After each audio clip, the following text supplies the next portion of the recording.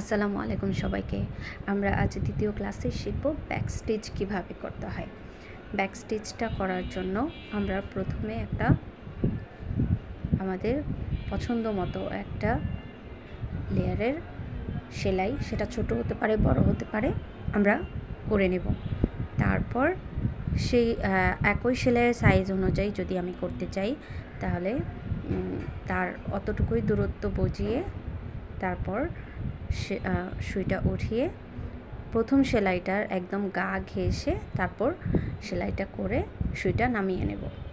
পরবর্তী সাইজগুলো সেম একই সাইজ রেখে একই লেন্থ রেখে আমি সেভাবেই সেলাইটা করে নিচ্ছি। ওই সেলাইটার একদম নিচ থেকে সেলাইটা শুরু হবে এবং সেলাইটার প্রথম সেলাইয়ের গা ঘেঁষে সেলাইটা শেষ হবে। এই সেলাইটা হচ্ছে এইভাবেই করতে হয়। আপনারা চাইলে সেলাইগুলোর লেন্থ সেম সাইজ রাখতে পারেন বা ছোট রাখতে পারেন বা বড় রাখতে পারেন। আপনারা যেভাবে ডিজাইন করতে চান সেভাবে আপনারা করতে পারবেন, কোনো সমস্যা নেই। আপনারা যখন সেলাইটা প্র্যাকটিস করবেন তখন অবশ্যই ভিডিওটা একটু পজ করে করে আপনারা প্র্যাকটিসটা করবেন।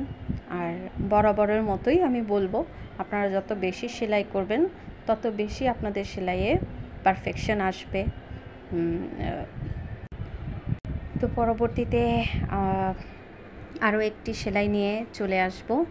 সে পর্যন্ত সবাই আমাকে দোয়ায় রাখবেন অবশ্যই।